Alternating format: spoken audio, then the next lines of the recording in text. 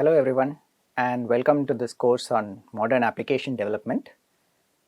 Okay, so what we are going to do now is to have a sort of lightning overview of the topic of JavaScript. Okay, so I want to be very clear about one thing. This is not meant to be a tutorial on JavaScript. It is not sufficient to really get you to the point where you can write code in JavaScript. I will not even be showing you how to run a JavaScript piece of code, right, in a browser, for example. But JavaScript as a language is sufficiently similar to other programming languages that you can pick up the syntax itself through other means. The main focus over here is going to be on sort of what are its capabilities, what can you do with it, and why is it needed in the first place. Okay. So let's take a moment to understand what is JavaScript to start with. Okay. So if you go look at the Wikipedia page for JavaScript, for example, you will see that it's a high level language, right? What does high level language mean? For those of you who have done some amount of programming, you would know that you can have languages at different levels. In particular, there is the so-called assembly language, which is pretty much the direct machine instructions used by a processor. Above that, you have languages like C, right, which are usually called low to intermediate level languages. So C is not really a low level language, assembly is a low level language. C is still called a high level language, but it definitely ranks a bit lower on the scale than some other languages like Python, for example. Why is that? Because there are many things that are very strict about C, right? I mean, it allows you to you have to declare variables in a certain way, you have to, you are directly sort of manipulating pointers in the memory of the system and so on, right? The good part about it is it gives you fine-grained control over what is happening inside the system. The bad part is very often you should not have that kind of fine-grained control, right? Because it's not good, it does not play well with an operating system, it makes it difficult for someone else to work with your program and so on. A higher level language would be something like Python or MATLAB, right? Where we are talking about, much higher levels of abstraction. I can actually think about arrays or lists as being a first class data type in Python, okay? I don't even think about int versus float and so on. They are all there inside Python, but I just talk about numbers, okay? I can declare a variable, or rather I can use a variable without even needing to declare it, and the Python interpreter will pretty much figure out what type it is and do whatever is needed in order to make things work, okay? So that's something called dynamic typing, right? So Python, for example, is a high level programming language. It also has object orientation, you have this concept of classes and so on. JavaScript in that sense is very similar. It has dynamic typing, it has object orientation. This object orientation in JavaScript is based on something called prototypes rather than the regular class based inheritance that we talk about. It's not necessary to know too much detail about that to start with. If you are interested, of course you can read more about it, but it doesn't make too much difference to how you use the language unless you start getting into details of that. So the bottom line is it's a high level programming language. JavaScript, similar to Python, has concepts of lists or arrays. It has dictionaries, right? So that you can have what are called associative arrays or dictionaries or maps, right? Which make it very easy to create really complicated data structures, right? So once you have that, it means that you can very easily start constructing things like trees or graphs or various other things just by having different kinds of objects referencing each other, okay? Now in addition to that, the Wikipedia page also says that JavaScript is a multi-paradigm language, okay? So what does multi-paradigm mean? A paradigm is a way of thinking about things, okay? And what that means is a programming language like C usually falls in this class of languages that are called imperative, okay?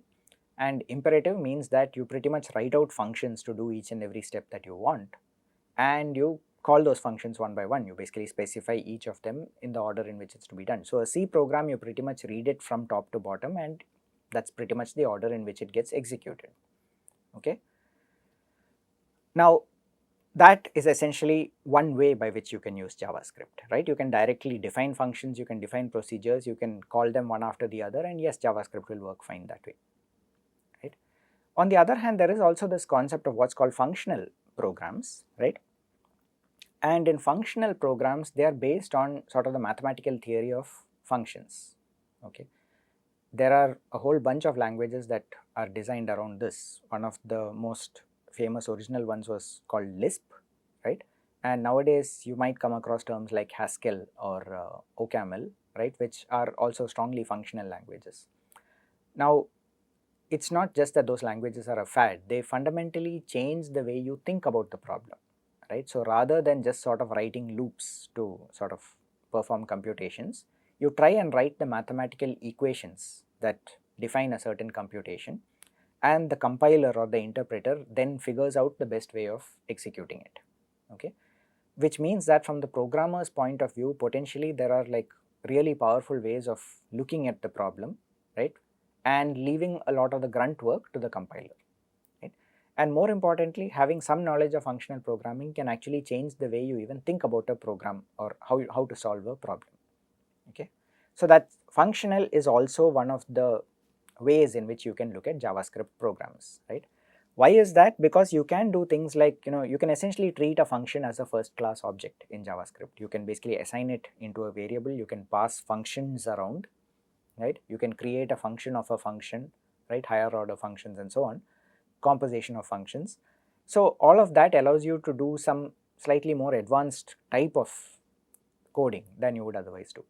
Once again, don't get into this just for the sake of doing it. You need to sort of try and understand what is meant by functional programming first before you get into trying something of this sort with JavaScript or any other language, right?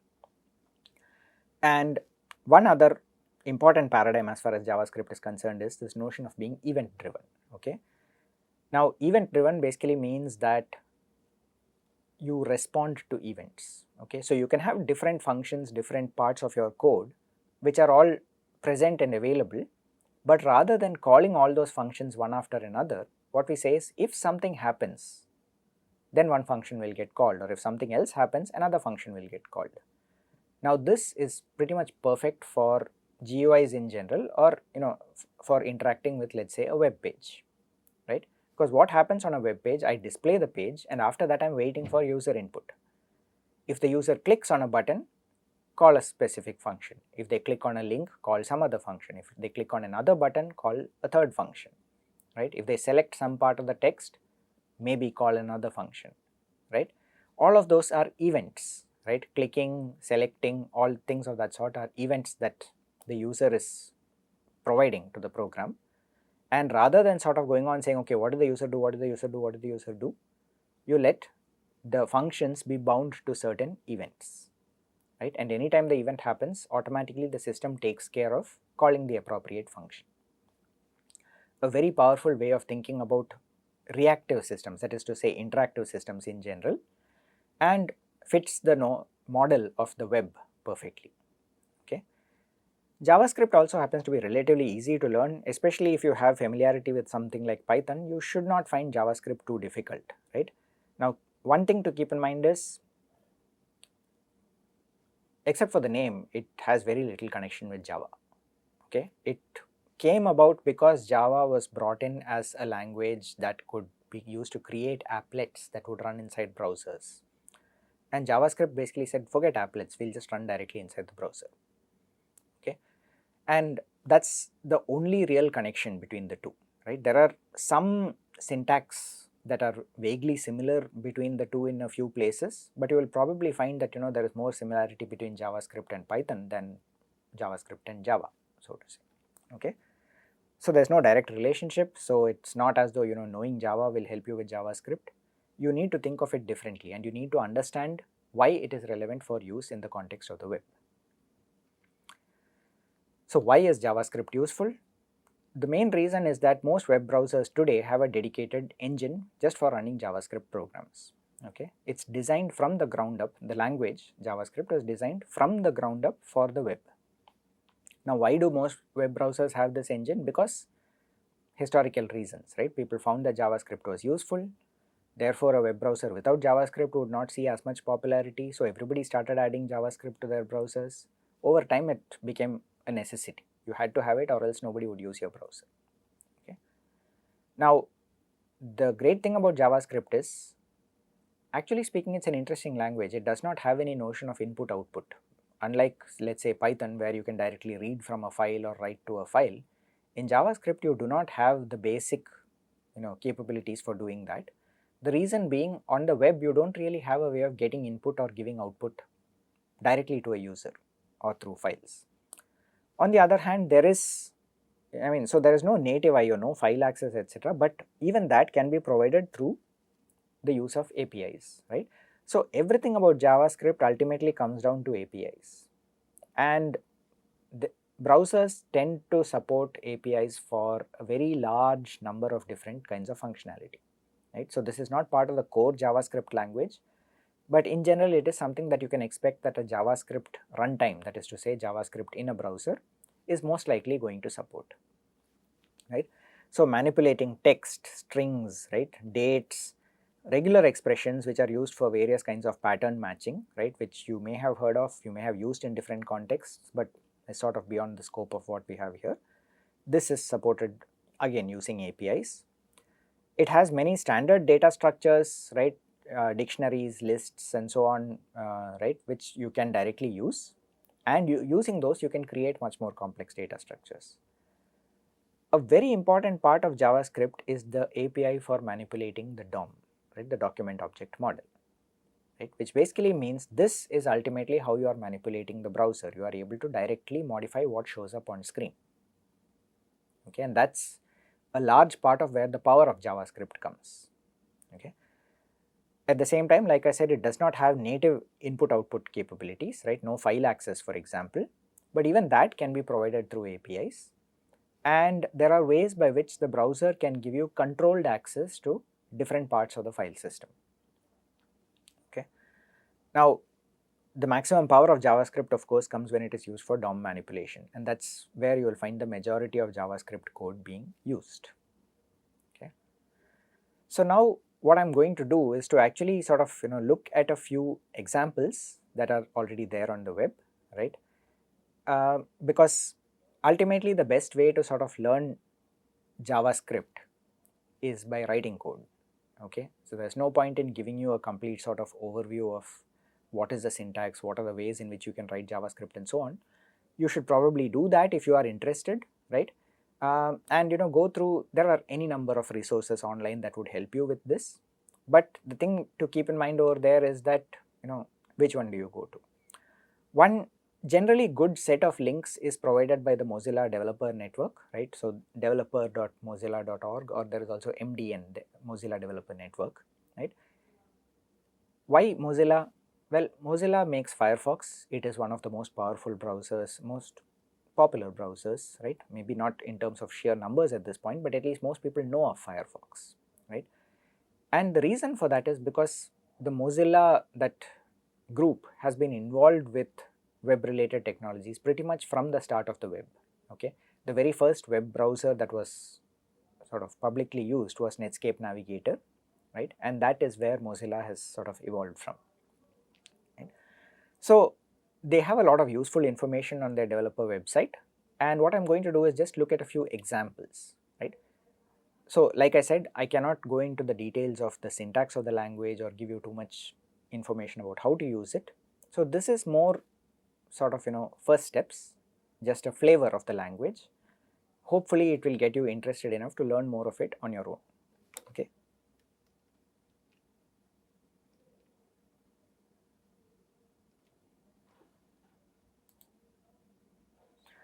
Alright, so the what is JavaScript page on the Mozilla Developer Network, right, gives you a lot of information. It talks about high level definition of JavaScript, scripting or programming language, etc. The interesting thing is, the way that they look at it, it essentially looks at HTML, CSS and JavaScript as sort of, they talk about it as three layers of a cake, but ultimately these are the three sort of defining technologies of the web as we know it today, okay. It's not that this is something fundamental, it's just that over the past several years it has grown to be to this point, and these are the main sort of pillars of the web as it stands today. Okay. HTML and CSS you have a reasonable understanding of at this point. JavaScript, like I said, a full sort of in-depth discussion of JavaScript is beyond the scope of this course, but what we are going to do is at least try and get a flavor for it. Okay. So, let's take a look at this example, right. So, what we have over here is you have one small piece of HTML code, right, with just one paragraph, p/p, and it basically says some text inside that, right, player1 : Chris, okay. And then you add some CSS styling to it, right, which basically says what font family to use, some Helvetica something, letter spacing, transform the letters to uppercase, right, which means that even though the name was given as Chris, it will be typeset displayed as capital letters. Align in the center, create a 2-pixel solid border, make the background some kind of, I guess, a purplish color, right. So, all of this information, bottom line is this is what it looks like, right, this player1 : Chris that you can see here, right, this sort of violet color display that is there towards the bottom of the screen. So, what do we have? We had HTML and we had CSS, combining those two gave us this display, okay. And now we add a little JavaScript in order to implement dynamic behavior, okay. So, what does the JavaScript look like? Let's first take a look at the language itself. So, we have one line out here that says const. So, const, it's sort of like a constant declaration, the const int that you could declare in a language like C, right. Essentially what you are trying to say is that para is something that you want to use like a variable, but on the other hand you do not want it to be changed later. That is, in other words, once you have declared para, I do not want it to ever change anywhere else in my code, which is why you declare it as a const. What happened if you did not declare it as a const? Nothing much, it will still work, right. The point is somewhere else in your code you might accidentally write para equal to something else, and then you might change things and not be able to debug what is happening, okay. By declaring it as const, at least the engine knows that you do not want to change it in future, and probably it will signal some kind of an error, maybe not on the web page, but at least somewhere internally, right. Now, so that means that para essentially is a variable, it contains some pointer or something, right. Now, how are we assigning a value to it? We call a function. What function is it? There is an object called document, okay, which is part of the basic JavaScript, and document.querySelector, right, this is exactly like you would do in Python, right. So, there is an object and querySelector is a method on that object, okay. So, document.querySelector p. In other words, what it's going to do is it's going to select the p type element, right, a paragraph element present inside the document, okay. And now look at that. So, what it has done is it has basically now got a variable called para, which has got assigned whatever came out of this function call, right. So, the document.querySelector is a function call, a method call on an object, which is basically ultimately a function call. Now, what type does it return? Does it return a number? Does it return a string? What it actually returns is some kind of, you can think of it as a pointer, right, or a handle, right. That is a different sort of term that we use. Ultimately, the point is this itself is an object, okay, that comes back, which means that it has its own methods associated with it, which means that I can call something like para dot something, which is a method associated with the para object now, okay. So, now para, in other words, hopefully after the first line has run, has selected some paragraph object that is present, and para dot add event listener, right, is now going back to, you remember we talked about paradigms, this is the event driven paradigm, right. What it's saying is, if you perform a click event, right, click is one of the sort of predefined events inside JavaScript, call this function update name, okay. So, add event listener basically says that if the click operation is performed on the para, which after all came about as the result of query selecting on the p tag, if in other words you click on a paragraph, call the function update name, What is this function update name? Here, this is how you define a function. In Python, you would have used the word def. Over here, you use function. In Python, there would have been a colon followed by indentation and so on. Instead of that, this is a bit more like C or Java. It uses curly brackets, right, to start and end the function.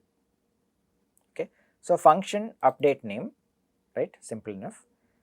Let is a different way of again defining a new variable. It's essentially what the let does is it means that it is now scoped, meaning that this variable name exists only within this function, and once you go out of the function, there is no longer a variable called name. Okay, you can get into scoping later when you actually start programming. For the time being, it's just a variable. Name equal to prompt, right, which means that it should pop up something on the screen asking you to enter a new name. And once you have entered that name, the para.text content, right, so this is not exactly a function call, this is more like an attribute. Okay, so the para.text content will change to player1 colon whatever you enter over here. Okay, and they have got that right here.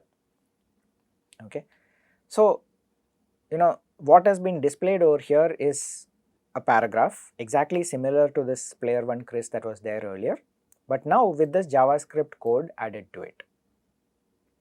What happens when I click on this? It pops up this query which says an embedded page blah blah blah says enter a new name.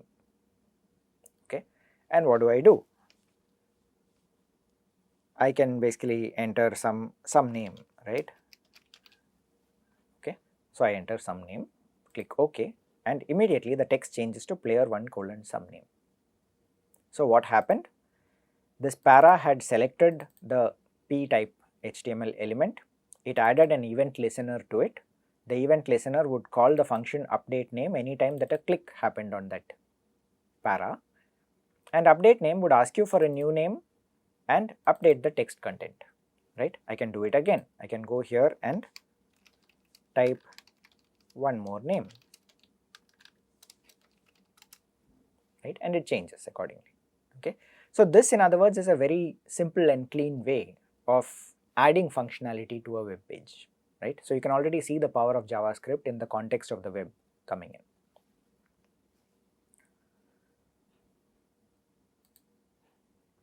Okay, now let's look at another example of JavaScript being used for some additional functionality. Right now we used it in order to replace the text content of a paragraph. Right? You can do a little bit more, right? You could actually have some kind of JavaScript code which is there right inside your HTML as part of a script which is somewhere there, right? You define a function, right, which basically says create paragraph. What does it do? It creates a new element, a p element, okay, sets the text of this, and to document.body, right? So document, remember, was the object corresponding to the entire document. Document.body is part of that DOM, the document object model, which says it is the body content of that particular tag of the particular document. Append child para. Okay, so now normally if I run this in the context of this web page, the document body should be the entire web page. Okay, but the way that this has been written on this particular website is that this text that you have over here is sort of what they call an iframe, an inline frame. Okay, it's a separate web page of its own, which is just loaded and displayed over here. Okay, and just contains this function and this piece of text over here. Right. So what does this piece of HTML do? It generates a button which on click will call this function create paragraph, and the text of the button says click me. So it basically looks like this. Okay. So the bottom line is, now what we are seeing over here, right, below this, you can try this version of our demo below. Immediately below that is something which is actually a separate web page altogether, because otherwise if I went and clicked on this, it should do this append to the entire document, which means that at the bottom of this web page, and it might not even show up. Okay. On the other hand, because it's doing it in this iframe, whenever I go and click here, it says you click the button, you click the button, you click the button, right? I can keep doing it, and after some time it keeps on adding more and more text out here. Okay, I can do this as many times as I like.